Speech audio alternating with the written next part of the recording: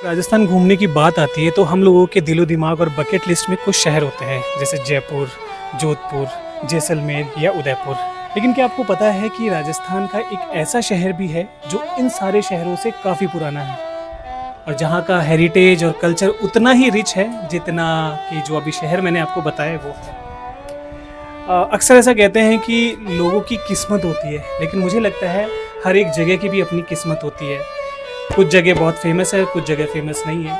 मैं आज बात कर रहा हूँ आपको एक ऐसे ही शहर के बारे में, पूरी डिटेल में बताऊँगा, पूरा वीडियो में आपको बताऊँगा जहाँ आने का मैं काफ़ी समय से ट्राई कर रहा था। ऐसा नहीं है कि यहाँ आना मुश्किल हो, लेकिन कभी हो नहीं पा रहा था। लेकिन दिस मानसून यानी कि जो अभी श्रावण का महीना चल रहा है उसमें मैं इस खूबसूरत शहर को एक्सप्लोर करने आया हूँ और आपको भी एक्सप्लोर करवाऊँगा साथ के साथ।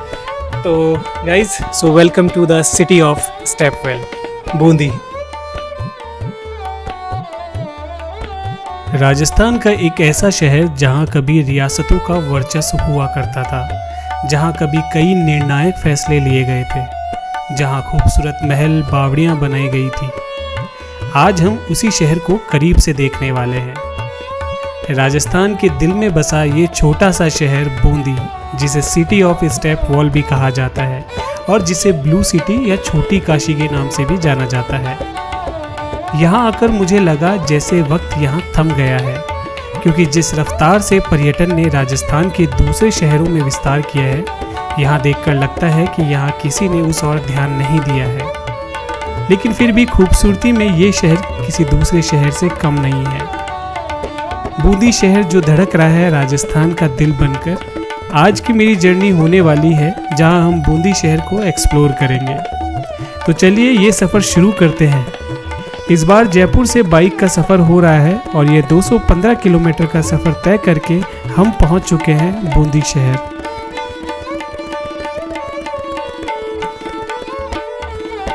बूंदी में आपको होटल्स भी मिल जाएंगे और हॉस्टल भी।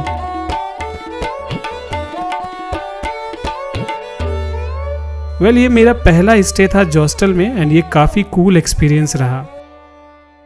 चलिए सबसे पहले आपको लेकर चलते हैं गढ़ पैलेस, जिसे बूंदी फोर्ट के नाम से भी जाना जाता है, जहां आपको सबसे पहले मैं बूंदी के इतिहास से रूबरू करवाता हूं। गढ़ पैलेस यानी बूंदी फोर्ट, जिसे राजा अजयपाल चौहान ने 1354 में बनवाया था।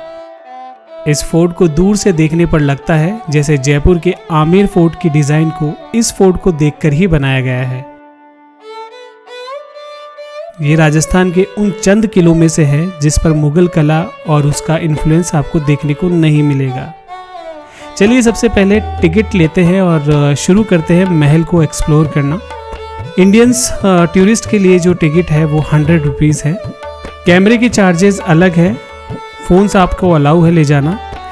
तो सबसे पहले हम एक दरवाजे से एंट्री लेते हैं एंड फर्स्ट इम्प्रेशन ही ऐसा था कि वाई, इतनी खूबसूरत सी जगह की ऐसी हालत क्यों। तो इसका जवाब भी मुझे वहीं मिल गया था। बेसिकली ये private property and I can't digest कि इसको ठीक क्यों नहीं किया जा सकता है, क्योंकि इतनी खूबसूरत प्रॉपर्टी है और उसकी एंट्रेंस पे ही इस तरह की कंडीशन देखकर मुझे तो बड़ा दुख हुआ।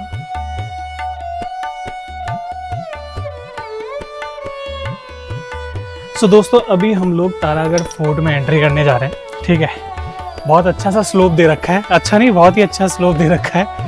तो यहाँ से उसकी एंट्री स्टार्ट होती है। महल की बात करूँ ना, पहला जो इम्प्रेशन ये है कि भैया टूट फूट हो रखी, पूरा खंडर जैसा हो रखा है। मतलब इस महल में पोटेंशियल इतना है, अगर इसका रिनोवेशन पूरा अच्छे से करें तो आई गेस आमेर फोर्ट है उसके जैसी चढ़ाई है और सिमिलर है। आप देखोगे तो पूरा बाउंड्री वगैरह बना हुआ है, तो काफ़ी अच्छा पोटेंशियल है भाई इस महल के अंदर। लेकिन इसको थोड़ा सा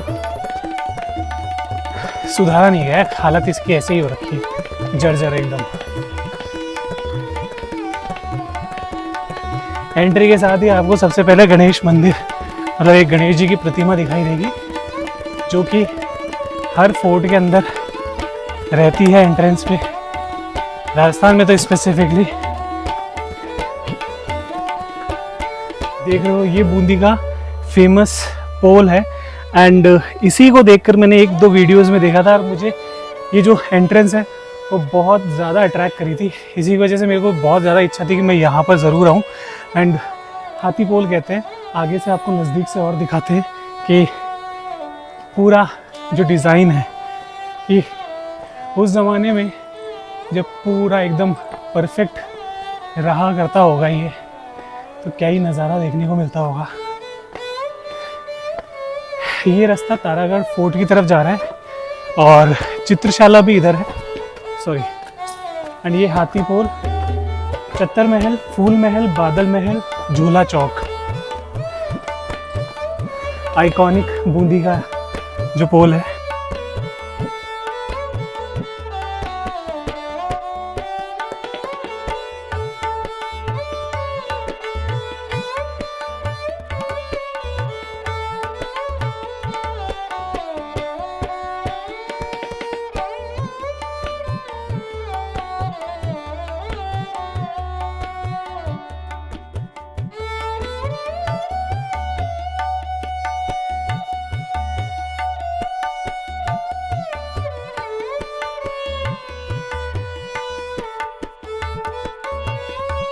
हाथी पोल से एंट्री के बाद आपको एक चौक देखने को मिलेगा। ये एंट्रेंस इतनी खूबसूरत थी, बारीक नक्काशी का वर्क, खूबसूरत पेंटिंग, इसे देखकर दिल रुक सा गया था।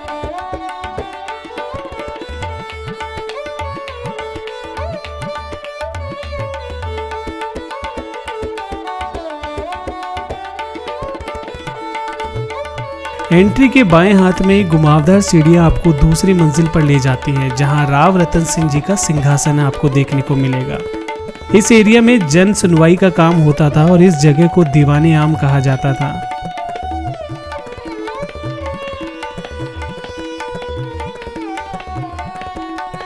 यहाँ से आप आगे बढ़ते हैं छत्र महल की ओर, जहाँ बीच में आपको बड़ा चौक देखने को मिलेगा। उस समय यहाँ पर फाउंटेन चला करते थे, तो आप जरा सोचिए कि क्या ही रौनक रहा करती होगी उस जगह।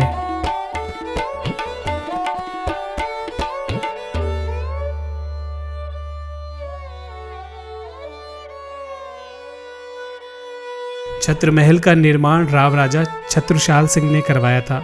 छत्र का अर्थ होता है पेंटिंग, इसीलिए इसे छत्र महल कहा जाता है। इस एरिया में आपको फ्रेस्को पेंटिंग देखने को मिलेगी, बट इनकी देखरेख अच्छे से नहीं होने की वजह से काफ़ी पेंटिंग खराब भी हो रही है। लेट्स इमेजिन, अगर ये सब पेंटिंग एकदम सही कंडीशन में होती तो ये महल किसी म्यूजियम से कम नहीं होता।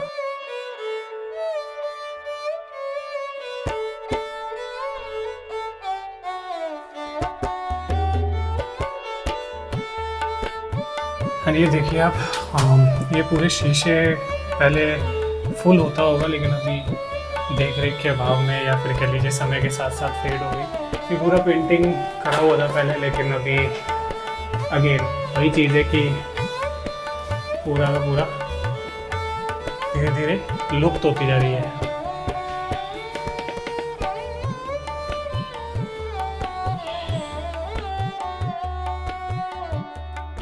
यहाँ अंदर एक बड़ा हॉल और एक बड़ा टॉयलेट भी आपको देखने को मिलेगा। समय की मार के साथ साथ धीरे धीरे इस महल का रंग भी फीका पड़ रहा है। ये जो फर्श आप देख रहे हैं, जहाँ कभी आलीशान कालीन बिछा करते होंगे, वहाँ आज मरम्मत की सख्त जरूरत दिखाई दे रही है।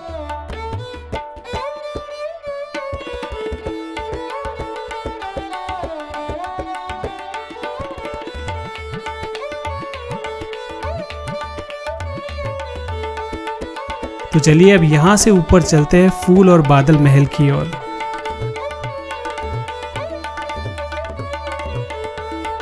सेल्फी स्टिक भी अलाउ नहीं करी, तो बड़ा दिक्कत हो रहा है भाई। ऊपर चलकर बूंदी शहर का जो नज़ारा आपको देखने को मिल रहा है, उसे आपको पूरा बूंदी आपको देखने को मिल जाएगा। साथ ही साथ आपको जो झील दिख रही है वो है नवल सागर झील। अब जो एरिया मैं आपको दिखा रहा हूँ वो है फूल महल। राजस्थान के अधिकांश किलों में आपको शीश महल देखने को मिलेंगे, वैसा ही खूबसूरत महल आपको यहाँ भी देखने को मिलेगा। पर डिफरेंस यहाँ ये है कि यहाँ शीशे के साथ साथ आपको ब्यूटीफुल पेंटिंग्स भी देखने को मिलेगी। एक बात तो है, यहाँ के जो भी राजा हुए हैं उन्हें आर्ट का बहुत शौक था। मुझे भी आर्ट काफ़ी पसंद है, एंड महल के हर कोने में आपको पेंटिंग्स देखने को मिल जाएगी। एंड शायद इसीलिए बूंदी को हब ऑफ मिनिएचर पेंटिंग्स भी कहा जाता है। वो बात अलग है कि समय के साथ साथ ये पेंटिंग्स फेड होती जा रही है, ठीक वैसे ही शीश महल के साथ हो रहा है।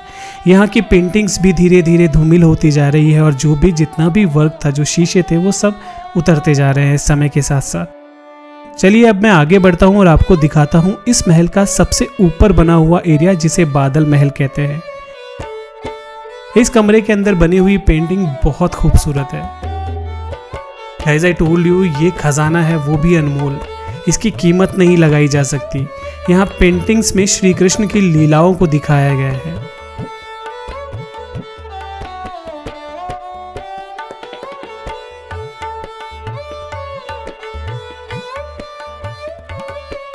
बादल महल से ही आपको रानी महल जाने का रास्ता देखने को मिलेगा। सबसे पहले आपको देखने को मिलेगा झूला चौक। आज तक का, मेरा मतलब है अभी तक का, जितने भी मैंने फोर्ट देखे हैं, मैंने इस तरह का झूला कभी नहीं देखा है। कहते हैं इस जगह पहले नीम का पेड़ हुआ करता था जिस पर रानियां और बच्चे झूला झूला करते थे, बट वो पेड़ टूट गया था तो राजा ने परमानेंट ही झूला बना दिया। ये इस जनाना महल यानी रानी महल का चौक का एरिया है और जो सामने आप कमरे देख रहे हैं वो सारे इंटरकनेक्टेड हुआ करते थे।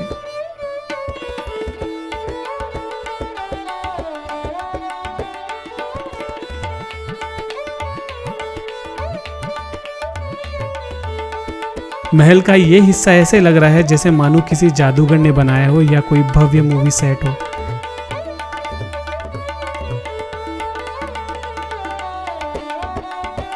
इस महल से वापस एग्जिट की ओर जाते हुए हम वापस हाथीपोल से बाहर आ जाते हैं और अब आपको लेकर चलते हैं चित्रशाला में, जिसे उम्मेद महल भी कहते हैं। ये रास्ता जाएगा फोर्ट की तरफ ऊपर होते हुए एंड ये है बूंदी की चित्रशाला जिसमें हम एंटर कर रहे हैं। यहाँ बनी चित्रकारी के माध्यम से राजा उम्मेद सिंह अपनी आने वाली जनरेशन को शायद यही बताना चाहते होंगे कि महल के अंदर राजा रानियों की ज़िंदगी कैसी हुआ करती थी। एक बड़ा सा बगीचा आपको देखने को मिलेगा और बीचों बीच फाउंटेन। थोड़ी सी सीढ़ियाँ चढ़ने पर आपको देखने को मिलेगी इस महल की बेशकीमती पेंटिंग्स। अगेन इस चित्रशाला के बीचों बीच आपको एक और छोटा सा फाउंटेन देखने को मिलेगा और चारों ओर दीवारों पर उस पल के आए हुए विचारों का इतिहास। क्या ही कहूँ, इस जगह को देखकर एक तरफ इतनी खुशी है कि मैं किसी ज़माने में बनी हुई पुरानी पेंटिंग्स देख रहा हूँ और दूसरी तरफ जर्जर होती विरासत। काश कोई इन सब विरासत को अच्छे से संभाल कर रख ले।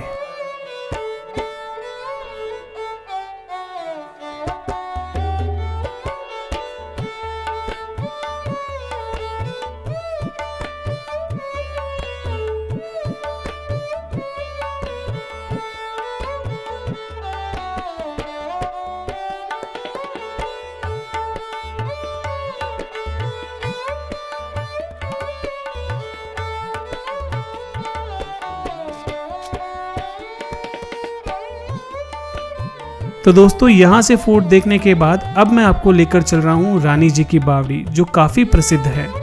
ये बावड़ी आपको बाजार के बीचों बीच देखने को मिल जाएगी और इस बावड़ी को क्वीन ऑफ स्टेप वॉल के नाम से भी जाना जाता है। ये बावड़ी 3 मंजिला है। इसका निर्माण बूंदी के राव राजा अनिरुद्ध की छोटी रानी ने करवाया था।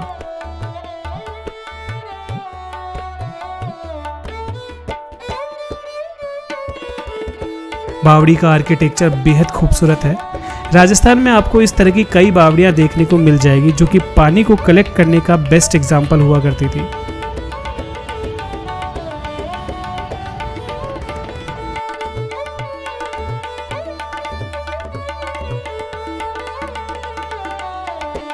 ये जो सामने आप एक दरवाजे की शेप का जो एंट्रेंस देख रहे हो, ठीक वैसा ही एक हिस्सा नीचे भी है जो फुल पानी के अंदर है और इस बार पानी बारिश में अच्छा खासा आया हुआ है बावड़ी में।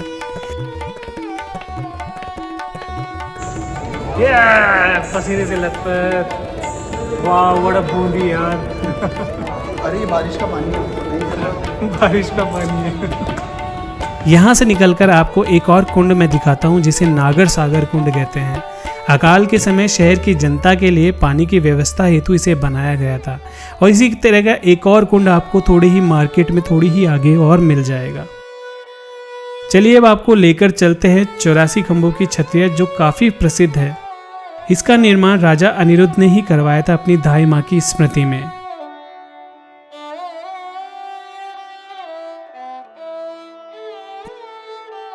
ये 2 मंजिला छतरी 84 खंभों पर टिकी हुई है। एंड अगर डिज़ाइन पार्ट ऑफ व्यू से देखें तो ये छतरी काफ़ी खूबसूरत है। बीचों बीच आपको भगवान शिव का शिवलिंग देखने को मिल जाएगा।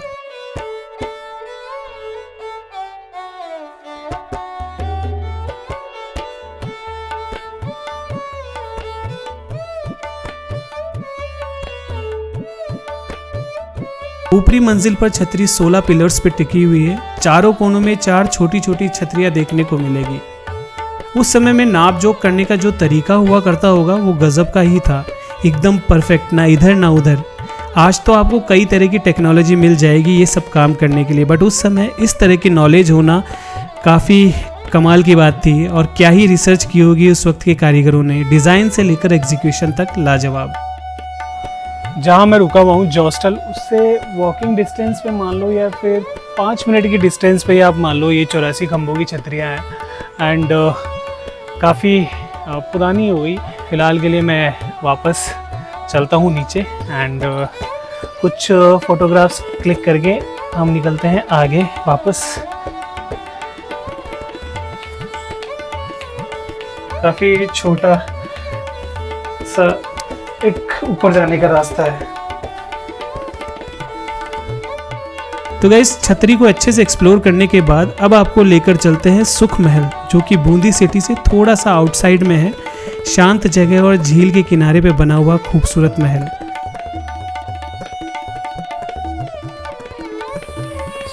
अभी फ़िलहाल के लिए मैं आया हूँ सुख महल। बेसिकली ये एक छोटा सा महल है जिसमें 2 रूम है और एक हॉल है। एंड हुआ क्या था कि राजा लोग रहते थे तो वो लोग आराम फरमाने के लिए एक महल बनाया करते थे। मतलब ये थोड़ा सा क्या है, इसकी जो लोकेशन है बड़ी अच्छी है। एक तरफ तालाब है पूरा एंड एक तालाब के किनारे पे ये पूरे रूम बने हुए हैं। लेट मी शो यू कि ये किस तरीके से दिखता है, क्या है किपलिंग जो भी है, सुख महल जिसे कहते हैं, और कैसा हुआ करता था। और उससे आप अंदाज़ा लगाओगे कि उस ज़माने में आराम फरमाने के लिए राजा लोगों के पास कितना ऐश हुआ करता था।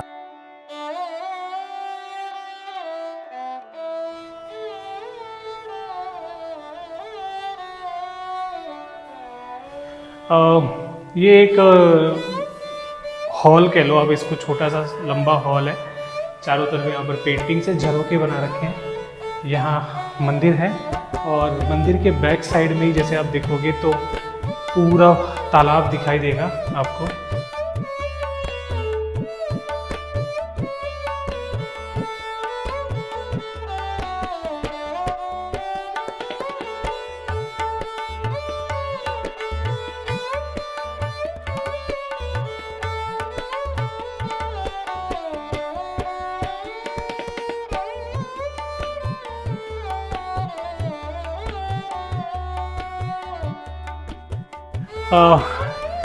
ये मैं बात कर रहा था, जैसे ये महल हो गया और महल के जस्ट पास में से आपको ये पूरा व्यू देखने को मिलेगा। और कमल के अभी काफ़ी ज़्यादा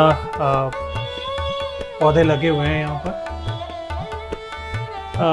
अभी थोड़ा सा टेम्परेचर मानसून है तो उमस यानी कि ह्यूमिडिटी हो रही है, तो उसकी वजह से थोड़ी सी गर्मी है। अदरवाइज़ थोड़ी बहुत ठंडी हवा भी आ रही है। तो देखिए कि उस ज़माने में राजा लोग किस तरीके से यहाँ पर इंजॉय किया करते थे अपना जो कहने को मी टाइम जिसे कहते हैं, वो यहाँ पर रहा करते थे। वो मानसून में भी आ जाते होंगे जैसे अभी हम लोग आए हैं।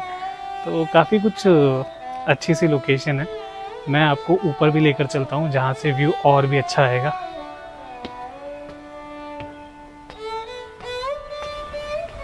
छोटा सा गार्डन बना हुआ है इस तरफ पूरा, एंड बैक साइड में आपको नज़ारा देखो आप। बूंदी के पूर्व शासकों के गर्मी के दौरान रुकने के लिए इस महल को बनाया गया था। ये महल 2 मंजिला है और इसी महल में world famous writer Rudyard Kipling ने अपना उपन्यास किम लिखा था।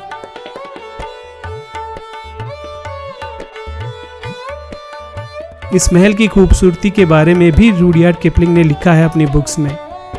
इस महल को किपलिंग फोर्ट भी कहते हैं।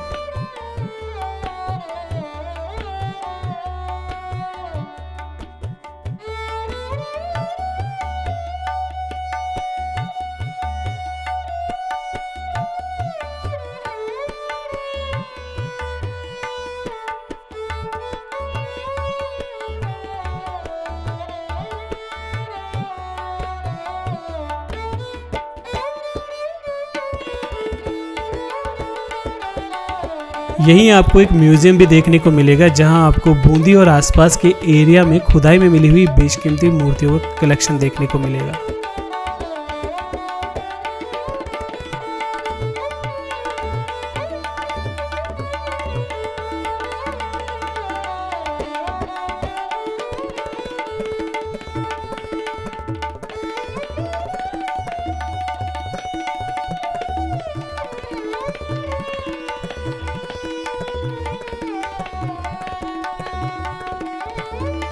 यहाँ समय बिताने के बाद अब मैं आपको लेकर चलता हूँ अरावली की पहाड़ियों की ओट में छिपा भगवान शिव का अनोखा मंदिर रामेश्वरम।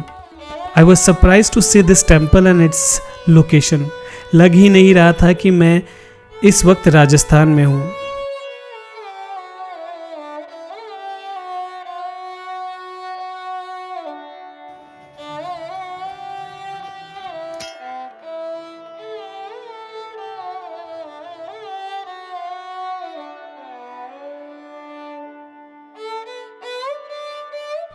ये मंदिर एक गुफा में बना हुआ है और जब मैंने दर्शन किए तो लग रहा था प्रकृति भी भगवान शिव का जलाभिषेक लगातार कर रही है।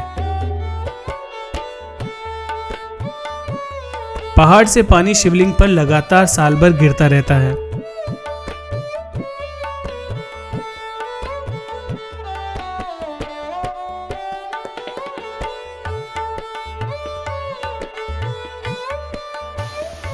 मंदिर के पास ही एक खूबसूरत सा झरना है जहां आप देख सकते हैं काफ़ी लोग एंजॉय कर रहे हैं। झरने के ठीक नीचे आपको शिवलिंग भी देखने को मिलेगा जिससे लगातार महादेव का जलाभिषेक हो रहा है।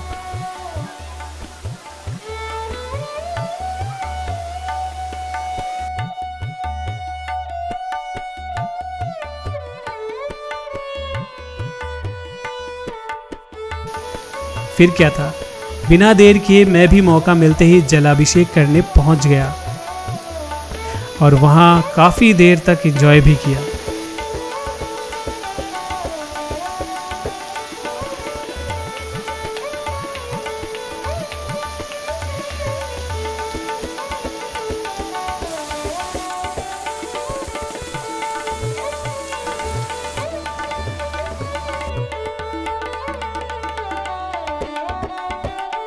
मेरे लिए एक्सपीरियंस काफ़ी मज़ेदार रहा। पहली बार मैं किसी झरने के नीचे इस तरह नहा था एंड ये बेस्ट पार्ट था मेरा इस ट्रिप का। काफ़ी देर तक अच्छे से एंजॉय करने के बाद अब मैं वापस बूंदी की ओल्ड सिटी की तरफ निकल पड़ता हूँ और देखते देखते कब शाम हो जाती है पता ही नहीं चलता। इस शाम की खूबसूरती में बूंदी की अजीब सी शांति के साथ मैं बस नवल सागर से बूंदी के फोर्ट को ही निहारता रह जाता हूँ।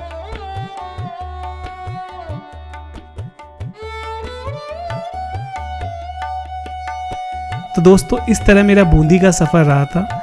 उम्मीद है आप भी बूंदी आएंगे तो इस शहर को उसी नज़र से देखेंगे जिसे इसे देखना चाहिए, प्यार और अपनेपन के साथ। इसी के साथ मैं अब आपसे अलविदा कहूँगा और फिर मिलूँगा एक नए वीडियो के साथ। ये वीडियो आपको कैसा लगा आप कमेंट में ज़रूर बताइएगा और जितने भी नए लोग मेरा वीडियो देख रहे हैं please subscribe my channel and जो पुराने लोग हैं उनका बहुत बहुत तहे दिल से शुक्रिया।